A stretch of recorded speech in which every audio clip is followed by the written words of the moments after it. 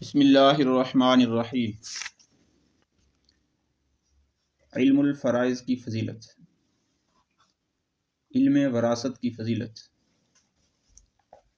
علم الفرائض، علم وراثت علوم دینیہ میں سے اہم ترین علم ہے۔ شرعیت مطہرہ میں اس کو بنسبت دوسرے ابواب کے زیادہ اہمیت دی گئی ہے۔ چنانچہ قرآن پاک نے دوسرے ابواب میں زیادہ تر کلیات اور اصول کے بیان پر اکتفا فرمایا، مگر علم فرائض کی جزئی تفصیلات اور ایک ایک وارث کا حصہ خود بیان کیا۔ احادیث میں بھی علم وراثت کی تعلیم و تعلم کے فضائل بکثرت بیان فرمائے۔ چنانچہ امام الانبیاء جناب محمد رسول اللہ صلی اللہ علیہ وسلم نے ارشاد فرمایا، تعلموا الفرائض وعلموہ الناس فإنی امرؤ مقبوض۔ علم وراثت کو حاصل کرو اور لوگوں کو سکھاؤ، اس لیے کہ میرا وصال ہونے والا ہے۔ ایک اور مقام پر امام الانبیاء جناب محمد رسول اللہ صلی اللہ علیہ وسلم نے ارشاد فرمایا، تعلموا القرآن والفرائض وعلموہ الناس اوشک ان یأتی علی الناس زمان یختصم الرجلان فی الفریضہ فلا یجدان من یفصل بینہما۔ قرآن کو بھی سیکھو اور علم وراثت کو بھی سیکھو اور لوگوں کو سکھاؤ، اس لیے کہ ایسا زمانہ آنے والا ہے، یختصم الرجلان فی الفریضہ، کہ دو آدمیوں کا کسی حصہ کے بارے میں اختلاف ہو، فلا یجدانی، وہ دونوں شخص نہیں پائیں گے، من یفصل بینہما، ایسے شخص کو کہ جو ان دونوں کے درمیان فیصلہ کر سکے۔ ایسا وقت آئے گا، اس لیے علم فرائض، علم وراثت کو حاصل کرو۔ ایک اور مقام پر امام الانبیاء جناب محمد رسول اللہ صلی اللہ علیہ وسلم نے ارشاد فرمایا، تعلموا الفرائض وعلموہ الناس فإنہ نصف العلم۔ علم فرائض، علم وراثت کو حاصل کرو اور لوگوں کو سکھاؤ، فإنہ نصف العلم، اس لیے کہ علم وراثت یہ نصف علم ہے۔ وَهُوَ أَوَّلُ مَنْ يُنْسَى، سب سے پہلے یہ علم بلایا جائے گا۔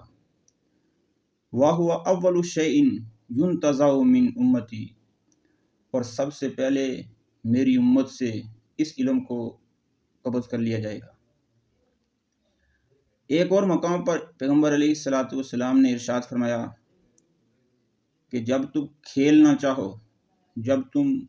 چاہو تو تیر اندازی کا کھیل کھیلو، اور جب باتیں کرنا چاہو تو علم وراثت کی باتیں کرو۔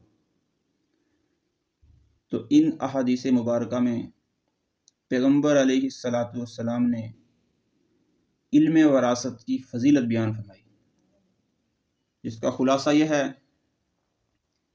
کہ علم وراثت کو حاصل کرو۔ علم وراثت نصف علم ہے۔ علم وراثت ایسا گمنام ہو جائے گا کہ کوئی علم وراثت کے حوالہ سے فیصلہ کرنے والا نہیں ملے گا۔ علم وراثت کی باتیں کرو جب تم باتیں کرنے لگو۔ علم وراثت کی ضرورت اس وقت پڑتی ہے جب کوئی شخص اپنا مال چھوڑ کر فوت ہو جاتا ہے، تو ہر وہ مال جو بوقت انتقال میت کی ملکیت میں ہو اور کسی غیر کا حق اس مال کے عین کے ساتھ متعلق نہ ہو، وہ مال ترکہ میں شامل ہے۔ اب ترکہ کی جو تعریف ہے اس سے 3 باتوں کا پایا جانا ضروری ہے۔ نمبر 1، جو مال میت کی ملک میں ہو اسی میں میراث جاری ہوگی۔ جو چیز اس کے قبضہ میں تو ہو مگر اس کی مملوک نہ ہو، وہ طریقہ میں، وہ وراثت میں شامل نہیں۔ مثلا کسی کی ودیعت رکھی ہوئی چیز وہ میراث میں شامل نہیں ہوگی۔ نمبر 2، موت کے وقت کی ملکیت کا اعتبار ہوگا۔ لہذا اگر موت سے چند لمحات قبل کوئی شخص اپنی ملک سے کوئی چیز نکال دے تو وہ چیز بھی میراث میں شامل نہیں ہوگی۔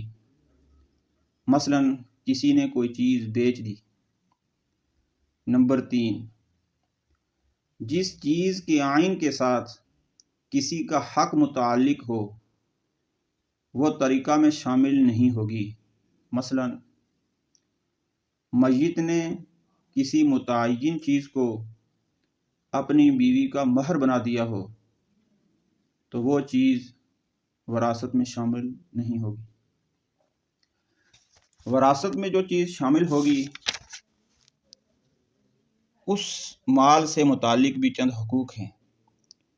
ان حقوق کی ادائیگی کے بعد وراثت کی تقسیم ہوگی۔ ان باتوں کا تذکرہ انشاءاللہ